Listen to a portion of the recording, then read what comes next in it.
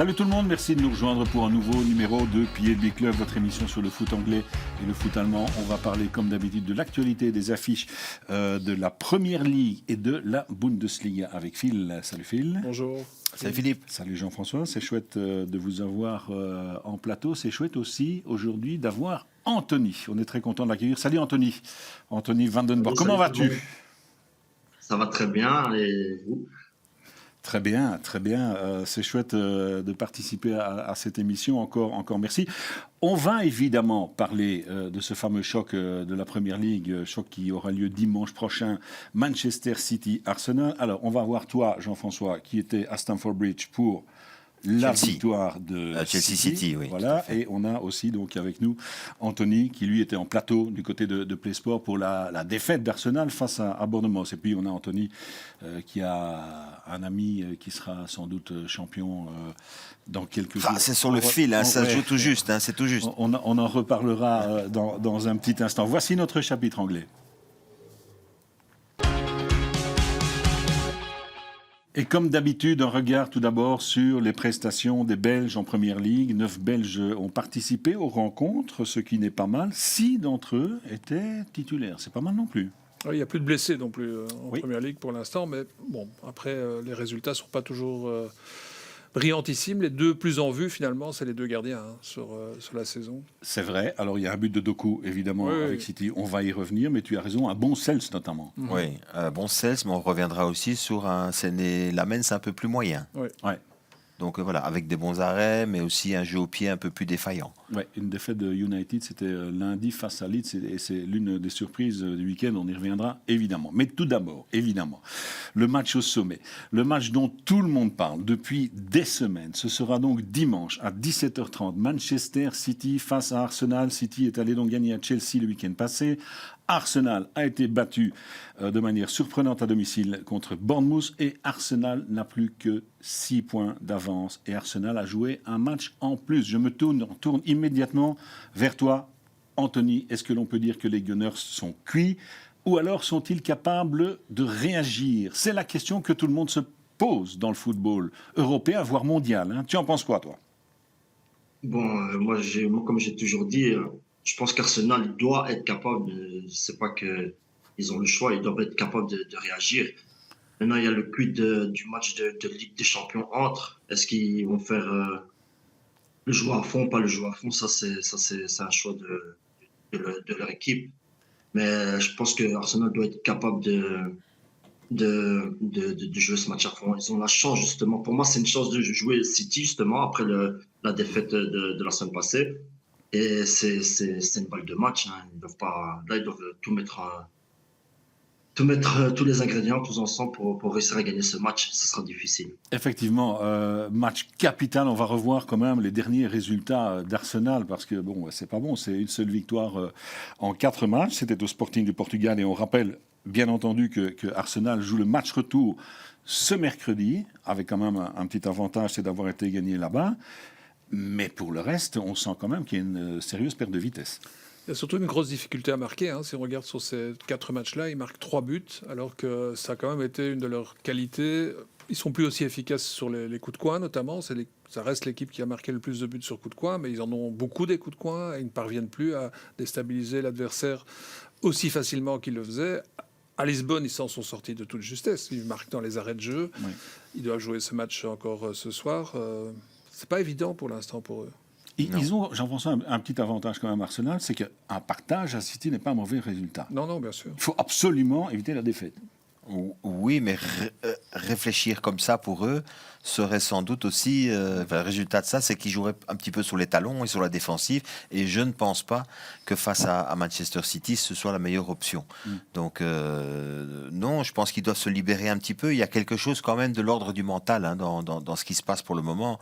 On a quand même ce sentiment qu'ils ont un peu du mal à retrouver cette fluidité qu'ils avaient. Et quand on parle des phases arrêtées, là, je pense que c'est un autre problème. C'est-à-dire que les autres restent pas non plus les autres restent pas les bras croisés en attendant qu'ils continuent à marquer. Donc, surtout que ça fait quand même quelques années que c'est comme ça. À un moment donné, il y a quand même, les autres équipes réagissent.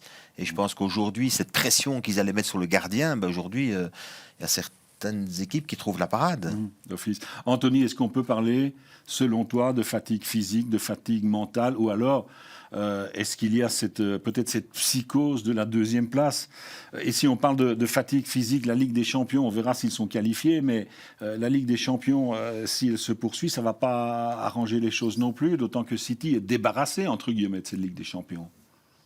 Pour moi, il y a 2 points. Déjà, on va revenir sur le point de l'attaque où c'est pas très performant, mais ce week-end, il y avait Gyökeres pour moi, qui a fait beaucoup d'efforts, qui a essayé de se démener, mais il était très, très peu soutenu par les milieux offensifs ou les attaquants.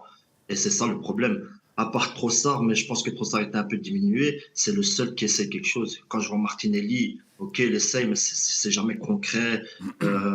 Quand je vois Madueke, c'est pas concret, c'est pas clair. Havertz, c'était pas clair. Et donc, je pense que les milieux offensifs ou les soutiens d'attaque sont pas vraiment très, très concernés ou il y a un problème avec eux. Dommage pour la blessure de Saka, etc. Et voilà. Mais par rapport au mental, franchement, je pense que Arteta, qu'il met trop de charge mentale justement à cette équipe. Hein. Il doit un peu décharger tout le monde. Quand on voit les séances d'entraînement qu'il fait, qu'on a pu voir même sur les plateaux et tout ça, c'est un peu trop exagéré. Je pense que là, maintenant, il faut relâcher les cerveaux. C'est trop intensif, c'est ça que tu veux dire, les séances d'entraînement? Non, c'est pas que c'est intensif, c'est trop de charge. Ça veut dire que faut faire attention à ci, il faut faire attention à ça. Oui, vous voyez, à l'entraînement, il met par exemple une musique avec les supporters adverses. Il est par exemple sur de la concentration avec des stylos sur le cerveau. Non, mais il faut arrêter. À un moment donné, faut lâcher les. Avec quoi? Oui. En fait, il faut que vous allez retrouver les images un jour, mais vous allez comprendre, c'est qu'ils se mettent par exemple à 4-5 joueurs et ils sont là avec peut-être un ballon ou un stylo et ils sont là en concentration, pas essayer de faire tomber le stylo ou le ballon, Ah ouais. mais des trucs vraiment inutiles, quoi, je trouve. Ouais. C'est bon, c'est plus des enfants de 8 ans. Okay. Ouais, mais j'ai envie de prolonger ça en disant aujourd'hui arrive dans le football comme ça toute une vague Oui. qui sont ce qu'on appelle les préparateurs Mentaux. mentaux. Psychologique. Et alors, je ne suis pas contre dans la structure d'un club. Je suis pas contre qu'un joueur veuille à un moment donné aller parler à quelqu'un, c'est très bien. Par contre, ils intègrent les staffs et ils influencent aussi les entraînements. Et donc, du coup, on se retrouve avec des trucs là comme Anthony nous décrit maintenant, où à un moment donné, on va parfois, à mon sens aussi, trop loin. Alors pas trop loin évidemment pour certains sportifs qui ont un autre type de dynamique ou d'autres types de formation et d'éducation sportive, mais pour des footballeurs comme Anthony l'explique, à un moment donné, il faut comprendre ce que ces gars font quand on parle c'est des avions, des hôtels, des machins, à un moment donné, ils sont fatigués mentalement et ce qu'ils ont envie de temps en temps, c'est qu'on lâche un peu la soupape, mais pas pour autant qu'on leur invente des nouveaux. Vous comprenez ce que je dis? C'est à un moment donné un peu aux fondamentaux. Et voilà. Et faire la part des choses entre le fondamental et le superflu. Et je trouve que ce qui symbolise aussi ça un petit peu, c'est que moi je vous ai souvent dit que la communication d'Arteta dans les autres années était un peu. On sent bien que cette année il est drillé sur le plan de la communication. Et alors il est là, il est parfois des sourires qui sont un peu forcés pour essayer de détendre l'atmosphère, etc., etc. Mais je pense qu'en effet il y a une forme de pression qui s'installe naturellement parce que le titre il faut l'emporter, mais il a raison, à un moment donné, il faut revenir à des choses un peu basiques où les gars s'amusent un peu aussi de temps en temps. Justement, c'est intéressant. On va l'écouter, Mikel Arteta, après la défaite contre Bournemouth. It's a big punch on the face. That's what I said to the boys. And now it's about how we react to that.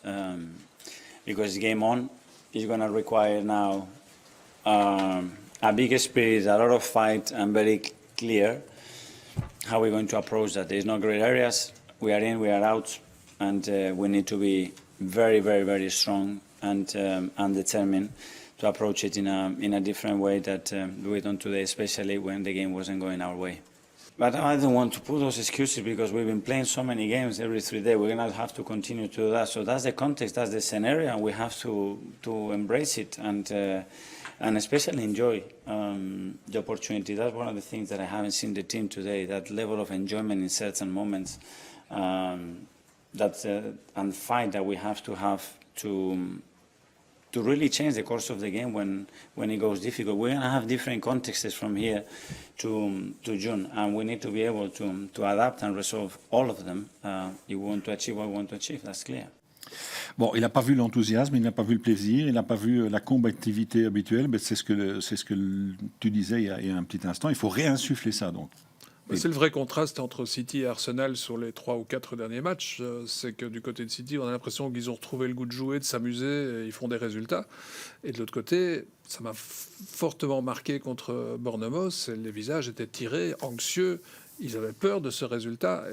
Et surtout, dans la dernière demi-heure, physiquement, c'était quand même très très dur pour eux, j'ai eu l'impression. Alors que Bournemouth, évidemment, a moins joué. Ils sont beaucoup plus relâchés. Et physiquement, ils étaient au-dessus. Si ça se passe dans la tête, Anthony, le match de ce mercredi face au Sporting est capital pour la Ligue des Champions, mais pour avoir un bon état d'esprit, pour retrouver un bon état d'esprit avant dimanche. Oui, mais est-ce qu'il ne devrait pas faire tout le contraire, abandonner ce match du Sporting? C'est un quart de finale, je sais, de Ligue des Champions. C'est très compliqué à dire aux gens que on va faire l'impasse sur une compétition. Mais je pense que pour eux, ça fait trop d'années qu'ils n'ont pas été champions. Est-ce qu'ils ne devraient pas faire l'impasse sur cette Ligue des Champions? C'est une bonne question, parce qu'on se la pose aussi. Ils peuvent pas. Ça ferait 3 éliminations en un mois. C'est terrible pour eux. Ouais, mais et le titre? Si Oui, tu non, veux mais Non, mais jouer je bien t'entends. sûr. Non, mais je comprends ton raisonnement, mais je pense qu'ils ne peuvent pas, parce que d'abord, ça voudrait dire aussi que s'ils lâchent, ils seraient éliminés. Mais donc, ça veut dire ça veut dire qu'en fait, il y aurait la défaite, l'élimination en coupe, l'élimination de... Non, moi, je pense qu'ils doivent essayer de le jouer. Jusqu'à preuve du contraire, ils ont gagné là-bas. Donc, ils ont en main... Voilà, ils peuvent peut-être gérer un peu plus le match. Là, je rejoins Anthony. Mais ils sont vraiment dans une situation particulière. C'est courir 2 lièvres à la fois, en fait.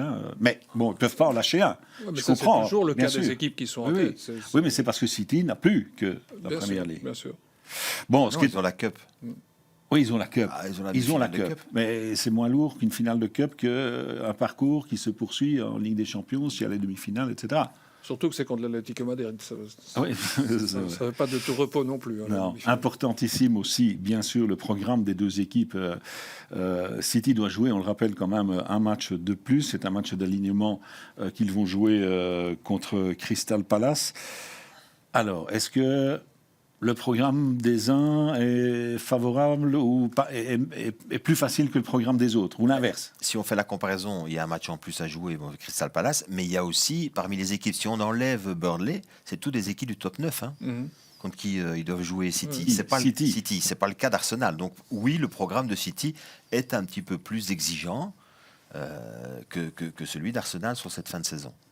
Et puis il y a Crystal Palace aussi en fin de saison qui aura son mot à dire, puisque Palace va jouer... Et surtout, le dernier match, c'est de nouveau contre Aston Villa. Je ne sais pas combien de fois ils ont déjà eu leur dernier match contre Aston Villa. C'était décisif pour le titre. Avec oui, c'est vrai. 0-2 et c'est vrai. Ils perdaient le titre et puis ils gagnent 3-2 dans des circonstances incroyables.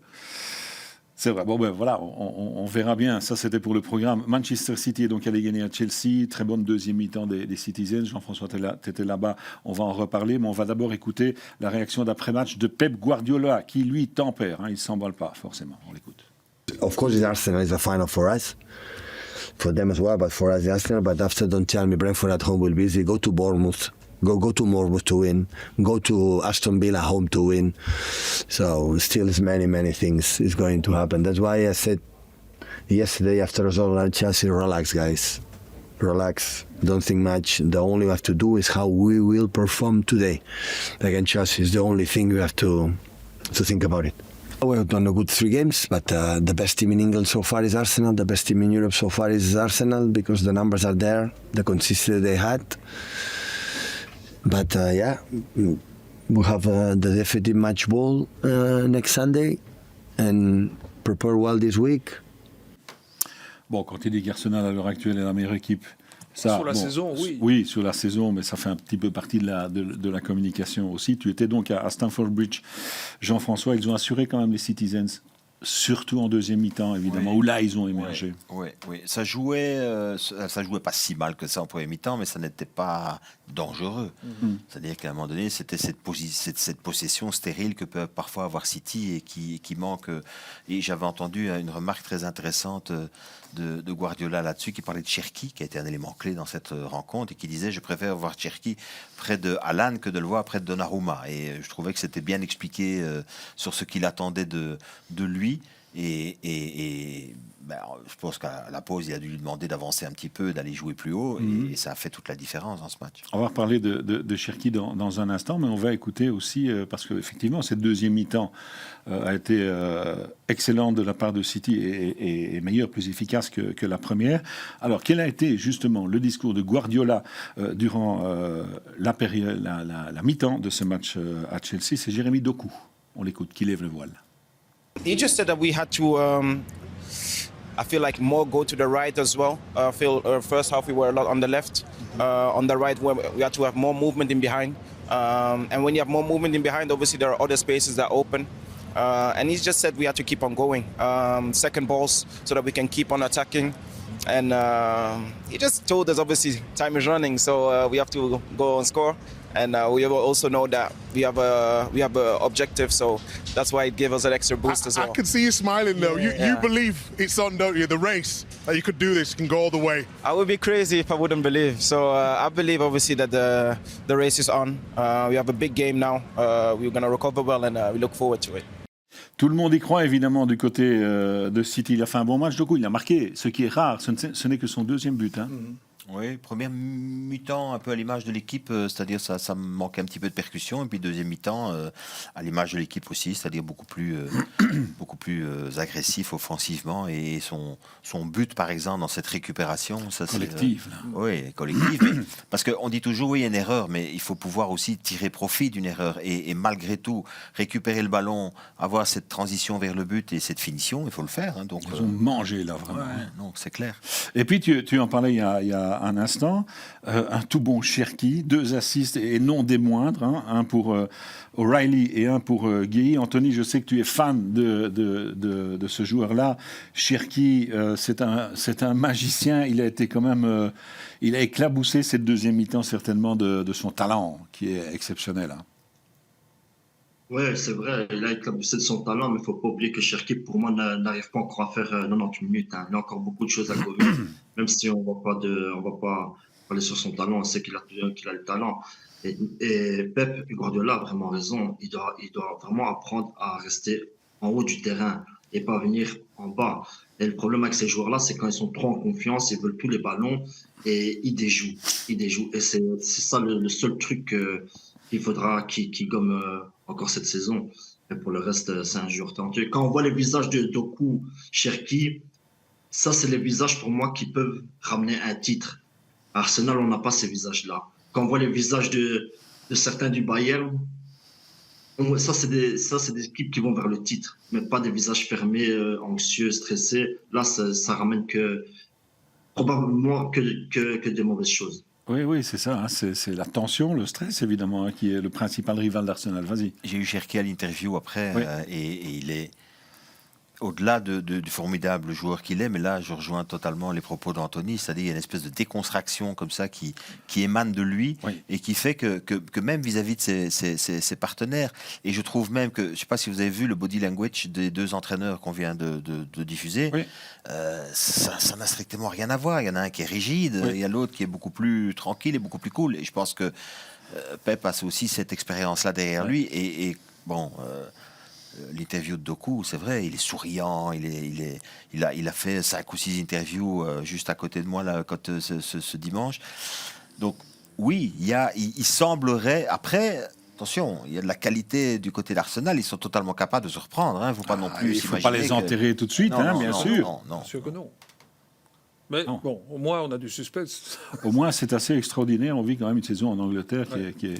Et puis il y a juste un truc qu'il dit dans son interview, il dit attendez, il faut aller à Bournemouth, il faut aller à Truc, il faut jouer, ils doivent aller à Everton. Ils vont peut-être gagner ce week-end et peut-être perdre. Évidemment. Il ne faut pas oublier qu'avant la trêve, il reste sur 2 matchs nuls contre Wolverhampton. Non, pas Wolverhampton, contre Nottingham. Et l'autre juste avant. Donc ils perdent 4 points à ce moment-là. S'ils avaient gagné ces 2 matchs-là, ils étaient à 2 points d'Arsenal avec un match de moins. C'est vrai, d'un autre côté, il n'y a pas longtemps, Arsenal a perdu des points à Brentford et à Wolverhampton non, bien aussi. Sûr, voilà. Comme quoi, ça tient à pas grand-chose. Hein. Non, tout à fait. Ils étaient à la poursuite d'Arsenal aussi. Personne n'a une boule de cristal et personne ne sait qui va être champion. Et c'est ça qui est extraordinaire. Parce que je peux pas vous le dire. C'est Mais pas je moi. me suis- Ok, d'accord. voilà. On sait que c'est pas Wolverhampton, ça c'est sûr. Non. Il y a encore une stat je trouve qui est quand même assez intéressante concernant les deux entraîneurs et concernant ce match entre Manchester City et Arsenal. Un comparatif des stats de Guardiola et d'Arteta au mois d'avril. Les stats en avril depuis que Guardiola est là et les stats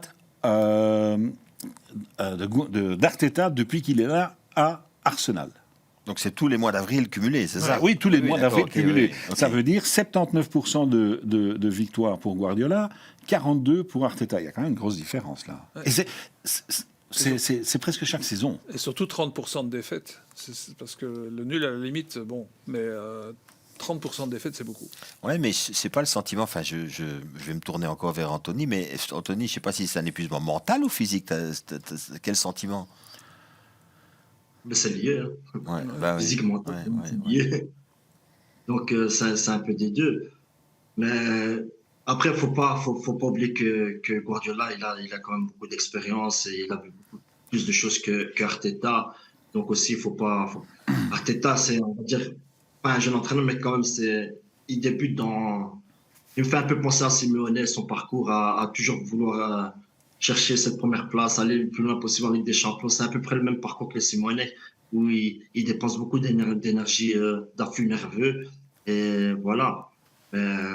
J'espère pour Arsenal que ça ira. À un moment donné, comme Unai Emery avait dit pour le Paris Saint-Germain, la pièce, elle va tomber du bon côté un jour peut-être. Hein. J'espère pour Arsenal qu'un jour la pièce tombera du bon côté aussi, hein, parce qu'il travaille quand même beaucoup. Ouais, et puis voilà, les dernières saisons étaient bonnes. Cette saison a quand même été exceptionnelle. Ils attendent le titre depuis 2004. Bon, ben on verra. Et ce sera un match que tout le monde va suivre, je pense. Les passionnés de Première Ligue et de foot en général, ce sera donc dimanche. Voilà donc pour ce match. On va passer aussi à la lutte pour le top 4, ou le top 5, hein, Phil, puisque la 5e place désormais est qualificative. On le sait, c'est définitif pour la Ligue des Champions en Et Angleterre. si Arsenal gagne la Ligue des Champions? Ils peuvent aller jusqu'à 11 places européennes. Oui, alors on ne va pas entrer dans le détail tout de suite, parce que là, ça va être compliqué, mais tu as raison. Ligue, ça en fait 7. Les choses peuvent encore changer. Et donc, il y a un intéressant Chelsea-Manchester United, samedi à 21h. Deux équipes qui ont donc été battues le week-end dernier. On a parlé de Chelsea. Et United battu lundi à domicile contre Leeds 1-2. Ça, c'est quand même une surprise. On va y revenir aussi. Mais comme tu étais à Stamford Bridge pour le match de dimanche, Jean-François, tu as trouvé comment cette équipe de Chelsea battue 0-3 ton avis sur la prestation des Blues? Pour être synthétique, bien organisé en première mi-temps. Et dépassé en deuxième. Et oui, une fois que City a marqué et qu'il a fallu changer quelque part le plan de jeu, ils en étaient totalement incapables. Ouais. Et donc, voilà. Et je trouve, et je vais revenir juste, puisqu'on vient de parler des entraîneurs maintenant, il y a encore un cas particulier, celui de Rossonio. C'est encore un autre type d'entraîneur, tout jeune, qui veut s'imposer, qui met aussi un autre type de pression sur ses joueurs, etc. Et moi, je ne comprenais pas, par exemple, quand j'ai découvert la composition d'équipe, je ne comprenais pas ses choix défensifs, par exemple. Mm-hmm. Il joue contre Haaland et il met deux petits. Alors on me dit, oui, mais bon, on peut défendre autrement avec des petites... Oui, sauf qu'à un moment donné, ils prennent quand même un ballon, le premier but, ils le prennent de la tête quand même. Ouais, c'est pas Haaland, mais c'est O'Reilly. Oui, mais oui, je vois ce que tu veux dire. Il fallait, du coup, il donnait à l'adversaire une arme supplémentaire, alors qu'ils avaient des joueurs qui étaient enfin, je sais pas, les choix là me laissent un peu perplexe, les choix de Rossonio. Et les résultats, surtout, aussi.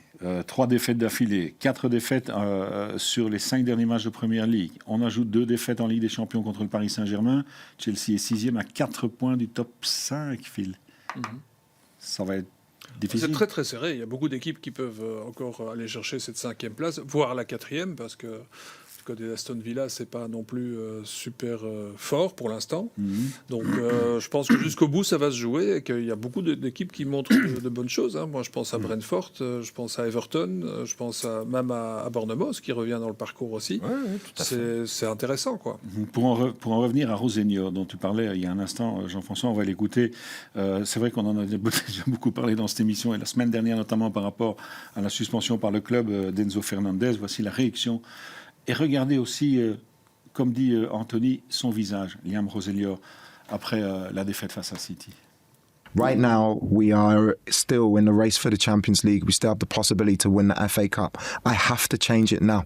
I'm not a manager that hides. I'm behind maybe we need to do something with other players in the transfer market. I need to change it now. That's why I'm here. So it's something that we have to address because it's happened too many times where we've been in games against top teams. First half, I felt we actually were very, very good today. Same against PSG for 75 minutes, but then we concede and then the cards, we start to fold. On voit Anthony quand même qu'il est marqué sur son visage. Chelsea, c'est quand même un petit peu fragile ces derniers temps. C'est pas la première fois aussi qu'il dit qu'il doit absolument changer quelque chose dans l'immédiat. Qu'est-ce que tu penses de Rosenior? Il est arrivé pour remplacer Maresca. Au début, ça a très bien fonctionné. Et là, maintenant, c'est la cata. Jeune entraîneur. Donc, pour un jeune entraîneur, qu'est-ce qu'il faut?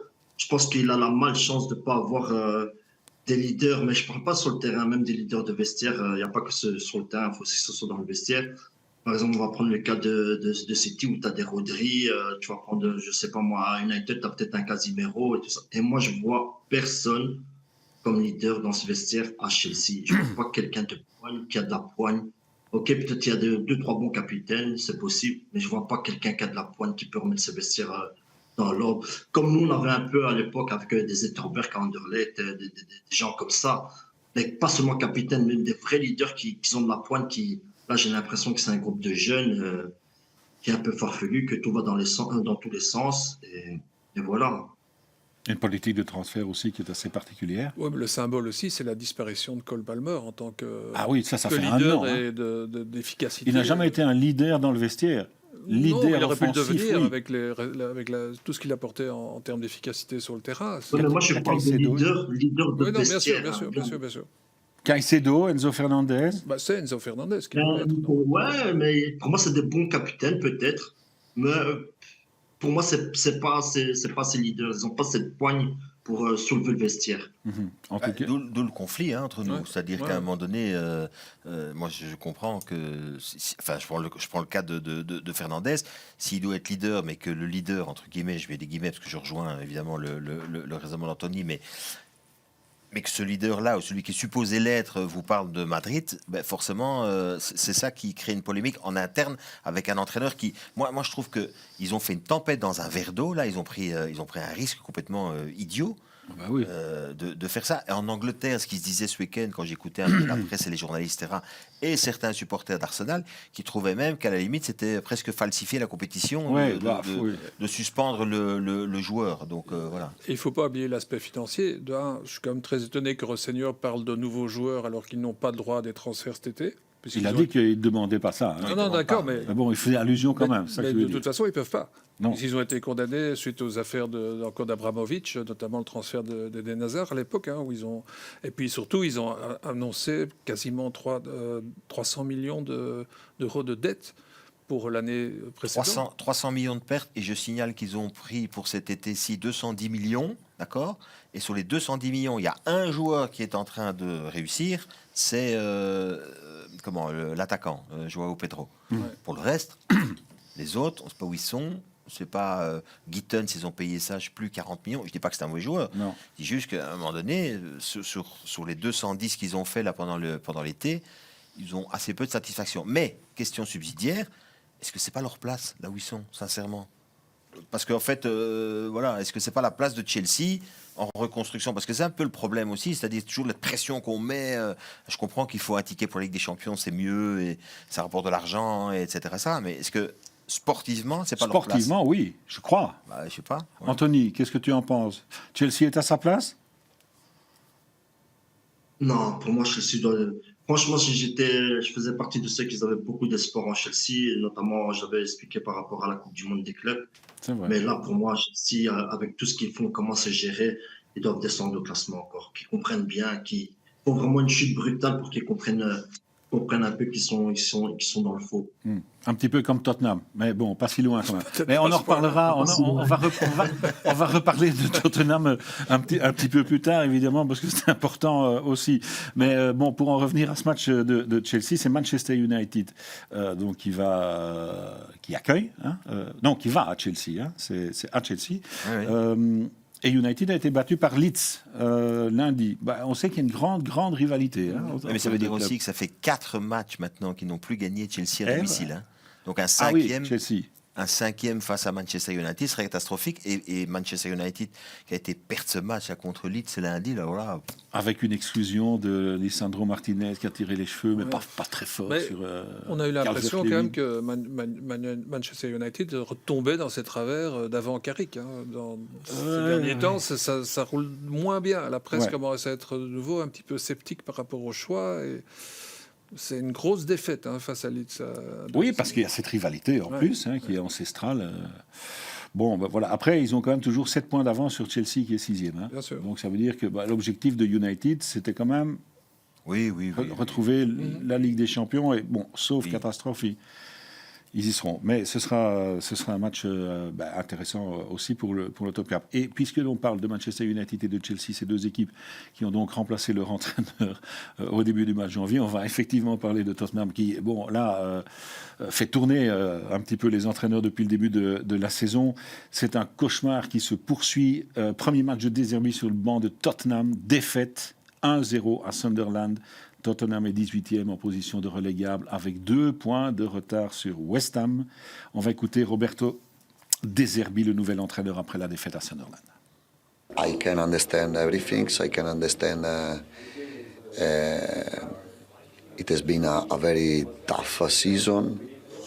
We are going through a tough moment for everyone. But anyway, we have to react with enthusiasm, with the right spirit, because they showed the right spirit today, and I can't say anything. But anyway, to put something more in terms of enthusiasm, in terms of positive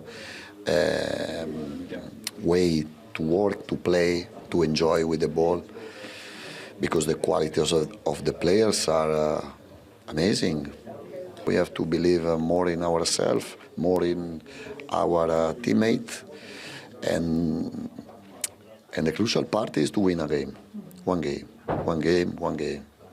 Et même plusieurs matchs, je pense, à gagner. Il faut évidemment gagner le premier. Aucune victoire en 2026, 5 points sur 42. C'est la pire série de Tottenham depuis 1935. Anthony, voilà ton avis là-dessus, parce qu'avec Thomas Frank, c'était la cata, avec Tudor, c'est la cata, et maintenant, ça commence mal avec De Zerbi.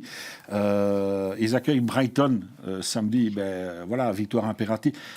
Est-ce que tu crois encore au sauvetage de Tottenham, toi ? Franchement, difficilement. Vous savez, ce que je ne comprends pas dans cette situation, c'est, même si ce n'est pas le même style de jeu, De Zerbi et Tudor, c'est le même fonctionnement. C'est militaire, exigence. Tu viens de rater avec Tudor, mais tu reprends un entraîneur qui a à peu près le même état d'esprit. Ça ne va pas pour moi. Ce n'est pas cohérent et ce n'est pas ce qu'il faut. Et comme j'ai dit, dans les moments de pression, que ce soit pour viser le titre ou pour la descente, tu dois relâcher les esprits. Et ces gens-là ne sont pas faits pour ça. Tu dois vraiment tout retirer des cerveaux et leur faire jouer, prendre du plaisir, retrouver de la joie et tout ça, avec un peu d'exigence, ok, mais ce n'est pas les entraîneurs. Ces objectifs-là. Oui, après, ils sont tellement dans la panique qu'ils prennent ce qu'il y a disponible. On peut rajouter à ça que je rejoins totalement l'idée du même état d'esprit. À l'inverse, Tudor, qui axe plutôt son organisation sur une solidité défensive, une structure et une bonne organisation, et l'autre De Zerbi qui est plutôt joueur. Et donc on repasse de nouveau d'un modèle à l'autre avec le côté rigide, ça c'est vrai, exigence, etc. Et les joueurs, ils sont sûrs qu'aujourd'hui. Et alors ce qui est incroyable, c'est que je regardais le match dans la salle de presse, et à un moment donné, le but qu'ils prennent, ça c'est vraiment le but d'une équipe qui va descendre. C'est-à-dire qu'à un moment donné, même là, ils ont un manque de chance. Parce que franchement... Tout se ligue un peu contre Tottenham aussi, les blessures, parce que Romero blessé dans cette collision avec Kinski. Saison terminée, par parenthèse, Coupe du Monde probablement compromise aussi. C'est vrai qu'à un moment donné, il y a des saisons comme ça où tout va mal, mais c'est quand même inouï de ce qui se passe là-bas à Tottenham, cette équipe qui a quand même gagné l'Europa League la saison dernière, qui il n'y a pas longtemps était en finale de la Ligue des Champions Oui, mais en d'accord, 2019. oui, mais enfin, l'Europa League, la victoire, ok, mais c'était l'arbre qui cachait la forêt. Évidemment. Ils étaient 17e en championnat, certes plus à l'aise parce qu'ils n'allaient pas descendre, mais là, ça fait quand même un long chemin maintenant. Et je pense qu'au travers de ce qu'Anto disait à un moment, c'est au-delà des entraîneurs, je pense que c'est la structure du club en elle-même qui déconne. Ça fait des semaines qu'on en parle dans cette émission. Allez, on en revient. J'avais une question pour vous. Quoi? J'ai une question pour vous. Oui. Manchester United, Tottenham, Liverpool, Chelsea, tous ces grands clubs-là, qu'est-ce qui se passe? C'est que des grands clubs qui ont des gros problèmes. Ok, ouais, c'est les plus en vue. On parle plus d'eux, mais quand même, c'est quand même bizarre qu'en Angleterre, que tous ces gros clubs ne fonctionnent plus trop bien. Oui, tu as raison. Pour l'instant, il y a City et Arsenal qui fonctionnent. Et puis, c'est vrai que derrière, on peut ajouter Newcastle aussi. Hein. Je peux essayer de lui donner une courte réponse. Ouais. Je pense qu'à un moment donné, il y a trop d'argent, trop vite, trop facile. Ça, c'est mon avis, mais ça, c'est un avis très général. Voilà. Et la deuxième chose, c'est que quand on commence une saison, il n'y a rien à faire. Il y aura un premier, un deuxième, un troisième. Et en Angleterre, dès qu'il y a le troisième et quatrième, vont directement être sous pression avec la presse. Ah, ouais. C'est-à-dire que quand vous n'êtes pas premier, hop, allez, ça arrive et on ne voit plus que les défauts. Mhm. Et à un moment donné, alors c'est vrai pour un joueur comme c'est vrai pour une équipe, etc., elle doit capitaliser sur ses qualités. Mhm. Toutes les équipes, tous les joueurs, tout le monde a des défauts. Le problème, c'est qu'à un moment donné, quand la presse, vous êtes troisième, bam, elle vous tombe dessus, et c'est pas bon, et pourquoi ils sont pas premiers, etc. Machin. Ben, parce qu'il n'y a qu'un premier, en fait. Hein, donc, voilà. Beaucoup de concurrence. Ça, c'est une explication très courte, certes, mais voilà. Beaucoup Ça de te concurrence. convainc ou pas du tout? Ouais. Allez. Anthony, ça te convainc comme explication ou pas? Non. Ouais, c'est tout à fait logique que la pression doit être totalement. Parce que ouais, c'est sûrement ça. Hein. Il doit y avoir une pression tellement haute là-bas, en première ligue, que. Ouais, exact. Allez, on en revient à la lutte pour l'Europe avec un autre match capital, hein, enfin une affiche incroyable, un des derbys les plus chauds d'Angleterre, c'est le derby de la Mersey, dimanche à 15h. Everton accueille Liverpool. Liverpool est 5e, battu ce mardi en Ligue des Champions, éliminé par le Paris Saint-Germain. Everton est 8e, mais à 1 point seulement de la 6e place. Alors la question, est-ce que l'Europe est à la portée des Toffees? En 2 mots. Je pense que oui. Franchement. 3 mots. Pardon. Je pense que oui, ça fait 3 mots. Voilà. Vas-y. Non, je te plaisante. Vas-y, continue. Moi, je dis que oui, comme ça, j'en enlève 20, ça fait 2. Bon, Everton reste sur un partage 2-2 à Brentford et une seule défaite sur les 5 derniers matchs. Et cette défaite, c'était à Arsenal et encore tard dans la rencontre. Oui, avec un football simple, joyeux, efficace. Voilà. Ouais, Anthony, c'est une belle Phil, tu veux ajouter quelque chose? Je pense que un peu le paradoxe, je pense qu'on le voit dans les stades, c'est qu'à domicile, alors qu'ils ont un nouveau stade, c'est un peu moins bon que ce qu'ils font à l'extérieur. Mais en même temps, le nombre de points est assez équivalent. Et ça veut dire qu'une équipe qui joue bien à l'extérieur est une équipe qui a un potentiel, je pense, d'aller dans les 7-8 premières places en première ligue. Ça veut dire peut-être être qualifié pour une des Coupes d'Europe. Je pense qu'ils peuvent le faire. Oui. On va voir le bilan dont tu parlais, le bilan d'Everton cette saison. Effectivement, ils prennent plus de points à l'extérieur qu'à domicile. Peut-être, effectivement, le nouveau stade, peut-être ne sont-ils pas encore adaptés à cette nouvelle Ce sera d'ailleurs le enceinte. premier derby dans ce stade-là, si je ne me trompe. Ah, bien sûr, oui. C'est un événement tout à fait particulier. Oui. C'est quand même pas mal, Anthony, parce que cette équipe, il faut quand même le rappeler, il n'y a pas si longtemps, elle jouait encore le maintien, elle s'est retrouvée pendant pas mal de saisons, vraiment dans la deuxième colonne du tableau. C'est quoi? C'est le travail de David Moyes? Déjà, on pourrait dire que oui, parce qu'il a quand même le mérite d'avoir sorti l'attaquant. C'est Beto. C'est Beto. Plutôt. Attaquant. Qui est en super forme pour moi et qui est vraiment un point d'ancrage important dans cette équipe. Et sur les côtés, tu as des joueurs comme Ilan Ndiaye et tout ça qui sont très performants, qui n'ont pas peur d'attaquer, prendre le dribble, aller au dribble et tout ça. Et derrière tout ça, il y a l'expérience. Et ça, c'est ce que je parlais tout à l'heure des leaders de vestiaire, Gay et tout ça. Donc, pour moi, cette équipe, elle peut faire des bonnes choses. En plus, elle joue relâchée. Je pense qu'eux, ils ne se mettent vraiment pas de pression. Et ils ont la chance d'avoir dans le vestiaire un comédien comme leur gardien qui met un peu d'ambiance. Tout est réuni Ouais. chez eux. Il met de l'ambiance, mais sur sa ligne, il est bon. Hein. Et il a fait quelques arrêts assez extraordinaires ces derniers temps. Il faut rappeler aussi que Grealish... Dans ses sorties, est sorti, c'est autre chose. contre Arsenal, je me souviens, des sorties quand même. Grealish est absent peu depuis problématique. pas mal de semaines, Grealish. Donc c'est vraiment pas mal. On va voir une autre infographie, parce que la particularité de cette équipe, et c'est la particularité aussi de Liverpool, c'est que ces deux équipes marquent beaucoup dans le dernier quart d'heure et le temps additionnel, Phil. Oui, alors j'ai mis quand même cette stat incroyable. Vous vous souvenez du début de saison, quand on avait dit Liverpool, ils sont repartis pour être champions. Ils avaient marqué 4 fois Ouais. dans les arrêts de jeu pour prendre chaque fois les 3 points. Ils ont pris 8 points dans les 4 premières journées dans le temps additionnel. C'est incroyable. Mais après, ils n'en ont plus pris que 3. Donc c'est plutôt Everton qui est fort dans cette catégorie-là, même si c'est Liverpool qui a marqué le plus dans le dernier quart d'heure et le temps additionnel Ouais. de l'ensemble des équipes de la Première Ligue, en termes de nombre de buts. Ouais, mais Everton, quand même, le dernier week-end, a encore marqué, hein, vraiment Ouais. tout en fin de match pour arracher un partage. Pour Liverpool, c'est une saison évidemment extrêmement compliquée. Ils sont 5e, éliminés en FA Cup, éliminés en Ligue des Champions maintenant. Une victoire 2-0 contre Fulham. On va voir tout d'abord cette infographie qui illustre aussi l'irrégularité de Liverpool en 2026. Alors, les couleurs dans la 3e ligne, ce sont les matchs nuls, enfin les partages en gris, les défaites en rouge et en vert, forcément, les victoires. On ne sait pas trop sur quel pied danser. C'est pas le rythme d'un champion, c'est sûr. Si on compare avec l'année passée, ça n'a rien à voir. En fait, je pense qu'on vit l'après Jürgen Klopp cette saison-ci, avec le départ de Salah, les éliminations de toutes les coupes et une saison qui n'est pas convaincante parce que La blessure d'Isaac. la blessure d'Isaac, maintenant celle d'Ekitike, qui est probablement haute pour la saison aussi. Il y a beaucoup de choses qui se passent dans ce club. Hein. On va voir ce que fait Van Dijk aussi. Il y a un nouveau projet qui doit se développer et il ne se développe pas encore. Slot a très très bien réussi sa première saison. Voilà, ça s'est passé comme ça, mais il a sans doute bénéficié de tout ce qui avait été mis en place avant. Aujourd'hui, il faut aller vers un autre projet. Et c'est peut-être ça qui explique ce qu'on disait sur les équipes qui ne marchent pas bien, c'est le manque de projets à long terme.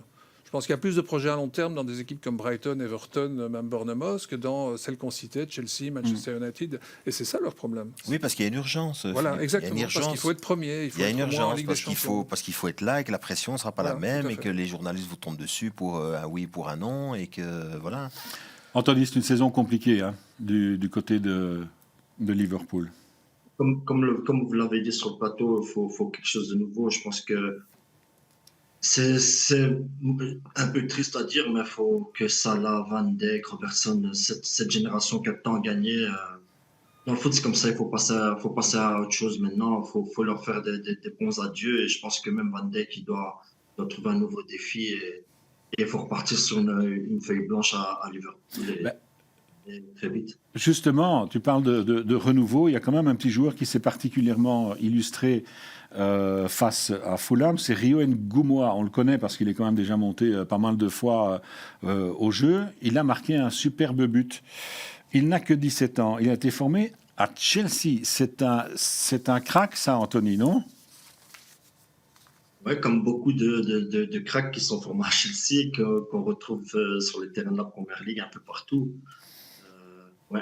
En plus, en Ligue des Champions, il a mis un peu d'accélération et tout ça. Bon, c'est un jeune, hein, insouciance, feu follet, et il n'est pas dans l'état d'esprit du football encore. Il n'a pas encore tout ça sur son dos, donc, ouais, mais en tout cas, il a des grandes qualités. Il n'est pas encore contaminé, c'est ça qu'il veut dire. Voilà, exactement. Mais Attends, excuse-moi. Il a déjà marqué un but au mois d'août, lors de la victoire 2-3 de Liverpool à Newcastle. Il était monté à la 96e et il avait marqué à la 100e. Ouais. ouais. Alors j'adore les jeunes, hein, franchement, mais il faut pas s'imaginer non plus qu'on reconstruit un club avec Non. des gamins de 17 ans. Hein. Donc voilà, il est là, il est utile et il sera utile et il a un potentiel. Encore une fois, ce qui se passe entre 17 et 23. important. On en a déjà perdu quelques-uns en cours de route, hein, donc voilà, Ouais. c'est important de pouvoir garder. Mais qualité exceptionnelle.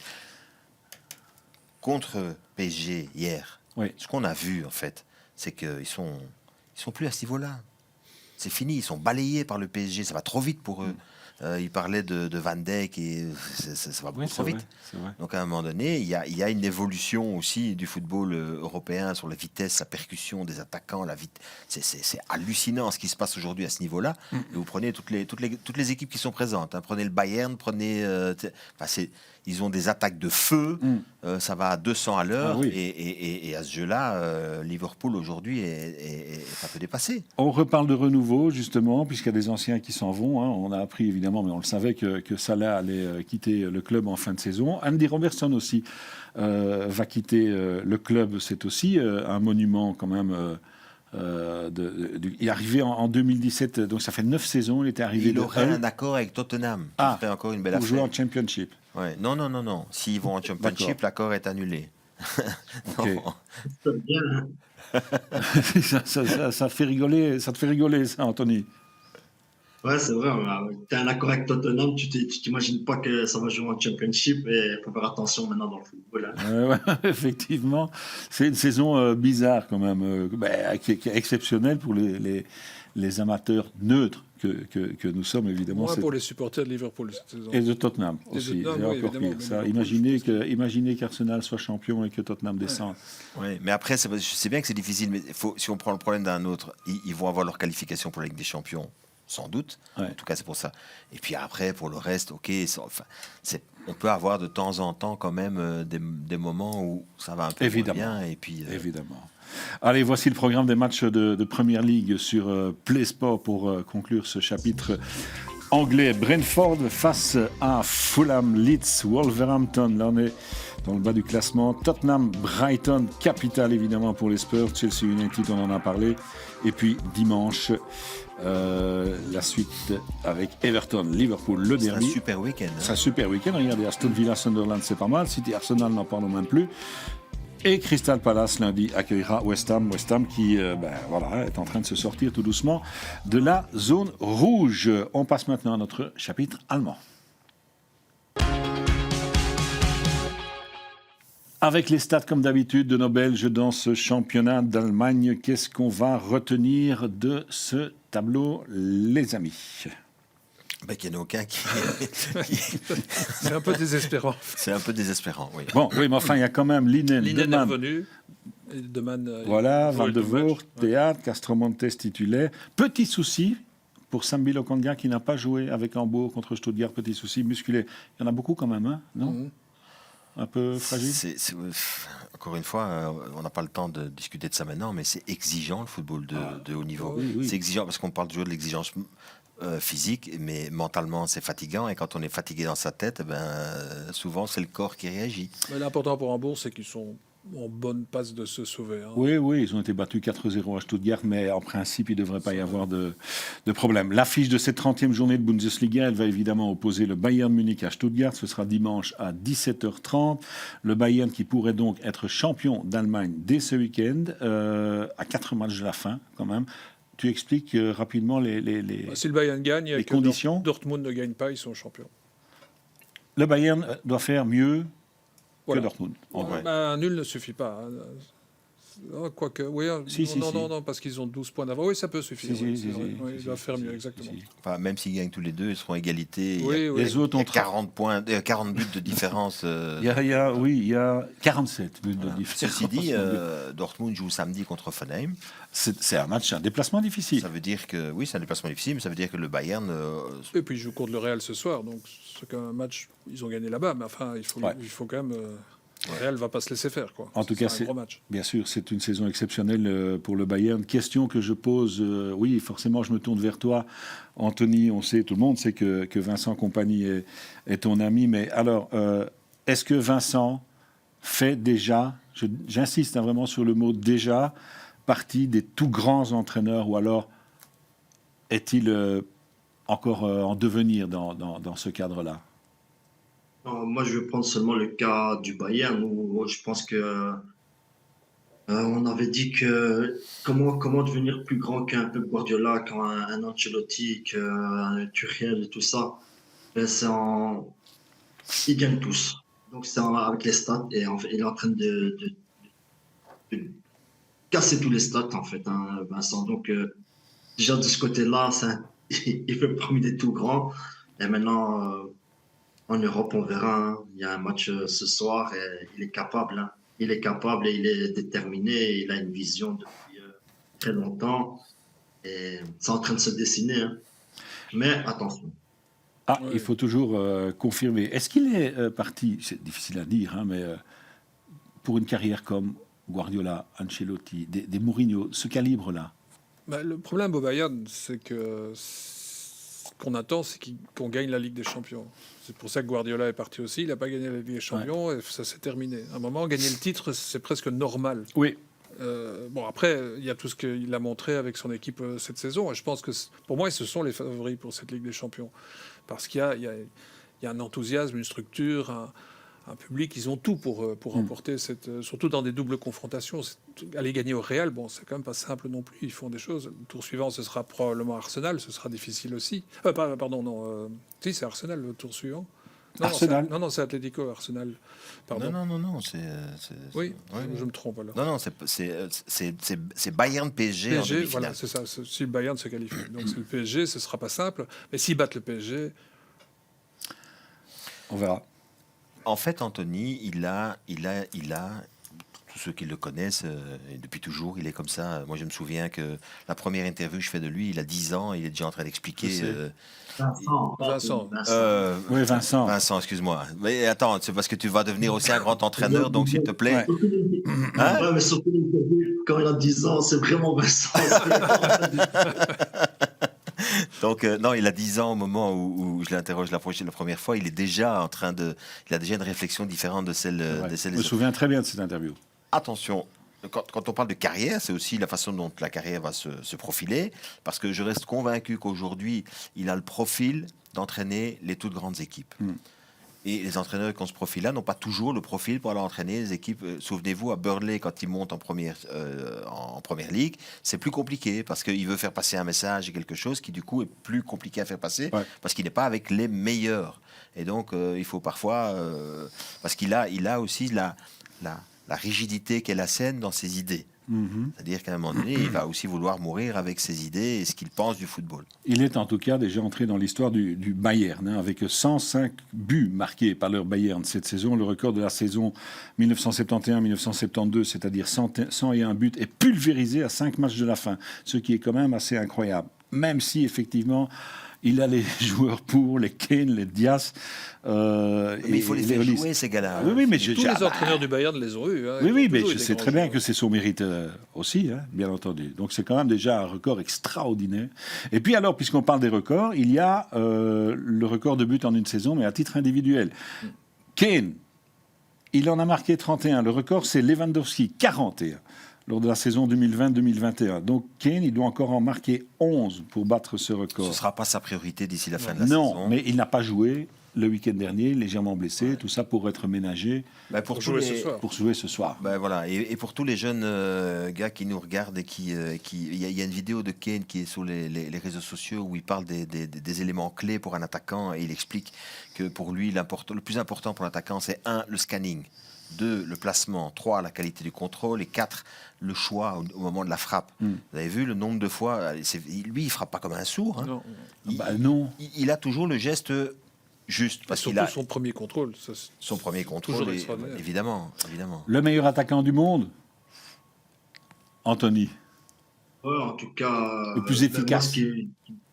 Mais ce qui me frappe chez lui, c'est qu'il a une panoplie complète. Hein. Donc, je ne sais même pas si je peux parler de lui en tant qu'attaquant. Moi, je dirais en tant que joueur, il a une panoplie complète qui rêvait tout le monde. Il est extraordinaire, c'est vrai. Et bon, ben voilà, légèrement blessé, mais un peu ménagé, je pense, tout simplement, le week-end dernier. Face au Bayern, ce week-end, il y a Stuttgart, qui a donc cartonné 4-0 face à Hambourg le week-end passé.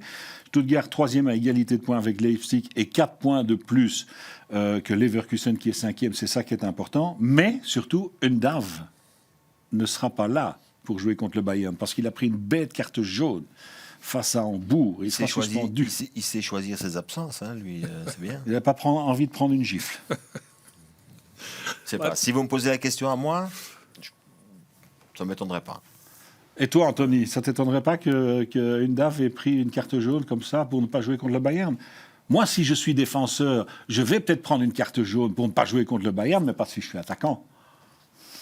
Non, mais non, non, sérieusement, un match au Bayern qu'il faut jouer, je pense pas, non. Je pense qu'il a peut-être d'autres choses à faire, mais je pense pas que c'est la raison. Même quand on a pris 5 à l'aller et que tu risques encore d'en prendre 5, Le stade du Bayern est trop beau, c'est un déplacement trop beau. Je pense pas que. Non. Mais Jean-François voit le mal partout. Non, c'est pas ça, ça n'a rien à voir. Ouais, C'est juste. Non, mais ceci dit, entre parenthèses, ça va trop vite. Moi, je me souviens que j'avais fait le match aller. Ça va trop vite. Battu 0-5. Ils ont été battus 2 fois, Stuttgart, en Supercoupe aussi. Et on parle quand même d'une équipe qui est dans le top 3, top 4 de la Bundesliga, mais il y a un tel gap avec le Bayern de Munich. Quand vous voyez il y a un joueur aujourd'hui, parce qu'on parle de la qualité de plein de joueurs, et il y en a un qui est exceptionnel au Bayern de Munich, c'est au lycée quand même. Ah, au lycée, bah oui, depuis le début de la saison, et Dias. Oui, Dias. Vous ajoutez Kimmich, enfin bon. Oui, mais au lycée, il a ce truc en plus, comme on disait tout à l'heure, on parlait de Cherki tout à l'heure, et je signale qu'ils sont tous les deux dans l'équipe de France et qu'ils vont se tirer la bourre tous les deux pour avoir une place de titulaire. Voilà, et il ne faudra pas tomber contre la France dans la Coupe du Monde, on est d'accord. Sébastien Hoeneß est l'entraîneur aussi de Stuttgart, le fils de Dieter et neveu de Uli. Donc il y a un petit peu de sang bavarois dans ses veines, ce sera un match particulier pour lui. Donc voilà il a entraîné aussi les U19 et la réserve du Bayern à un moment donné, Sébastien Hoeneß. Et puis pour terminer, encore un mot pour la Bundesliga. Phil, une première qui nous vient de l'Union Berlin. Oui, c'est la première fois qu'une femme devient un coach principal d'une équipe. Je ne sais pas si c'est dans tous les championnats du monde, mais en tout cas dans le top 5 européen, c'est le cas. Marie-Louise Etta, qui était déjà qui était une joueuse d'abord, et puis qui est devenue coach assistant, mais aujourd'hui, elle est la première femme à devenir coach pour sauver le club en plus. Sacré. Le club, ça va, hein. Ils sont c'est ce qu'on a un peu dit. Ils ont changé d'entraîneur, donc c'est qu'il y avait une raison. Ils avaient quand même un petit peu peur de la fin de la saison, mais je pense que c'était l'occasion aussi de la mettre sous le devant de la scène. On va voir ce que ça donne. En plus, Union Berlin, c'est quand même un club très particulier, qui a déjà une image en Allemagne qui n'est pas un peu comme Saint-Pauli à Hambourg. Ce sont des clubs très, très proches des gens, très populaires. Je sais pas, je trouve ça chouette. C'est sûrement pas évident d'avoir cette autorité nécessaire. D'être reconnu comme quelqu'un capable de mener un club, je sais pas. Elle fait un intérim suite au limogeage de Stephen Baumgart. Anthony, tu penses quoi de ça, de cette première en Bundesliga? Tout simplement, si elle est compétente, il faut lui laisser la chance. Hein. Je pense qu'elle vient des U19 de Berlin, elle a fait un peu de U19, elle a les échelons, elle a eu quelques matchs pour prouver. Et la direction a trouvé qu'elle était compétente, donc il faut laisser la chance au produit. Hein. Absolument. On lui souhaite bonne chance vraiment pour cette fin de saison du côté de l'Union. Une fois encore, c'est pas étonnant que ça se passe en Allemagne parce je crois que c'est le pays où on met le plus en avant la compétence avant l'origine ou les choses comme ça. Et ça a été vrai aussi, je pense, pour les arbitres féminins ont commencé en Allemagne il y a quelques années déjà, mais c'est un pays où on peut accepter la compétence, quelle que soit ton origine, quel que soit ton sexe. Il n'y a pas de discrimination à ce niveau-là. Et ça, c'est bien de le souligner, je trouve. C'est vrai que la compétence est quand même quelque chose d'important et qui parfois, de nos jours, est... Non ? Comment ? Ce sera le mot de la fin. Ok, allez, je vois Anthony qui rigole. En tout cas, un grand merci. On va te laisser ici. Anthony, c'était un vrai plaisir. Tes commentaires intéressants et ton sourire, c'était chouette. Tu es en plateau sur PlaySport ce week-end? Oui, samedi. Le premier shift alors de PlaySport, ça sera avec moi. Ceux qui veulent me voir. C'est Fulham Brentford. Brentford, c'est une équipe intéressante. Hein. Ah, c'est un derby. Un des meilleurs buteurs du championnat, quand même. Igor Thiago. Voilà. C'est vrai, ce serait intéressant. Super. Un grand merci, Anthony. Et on se retrouve bientôt. On te suivra, bien sûr, ce week-end en studio. Ciao. Et on termine avec le programme de la Bundesliga sur PlaySport. Avec Saint-Pauli.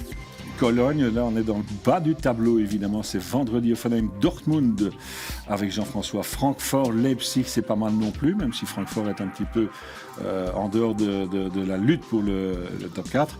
Bayern, Stuttgart évidemment, avec peut-être le titre pour Vincent Compagnie, l'Europa League aussi et la Conference League.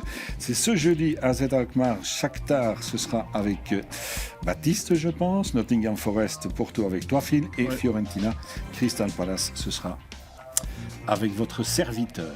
N'oubliez pas les réseaux sociaux, vous pouvez nous rejoindre si vous ne l'avez pas encore fait sur Facebook, Instagram, X. N'oubliez pas aussi, je le dis chaque semaine, que cette émission est relayée tous les jeudis sur le site de Sudinfo. Merci.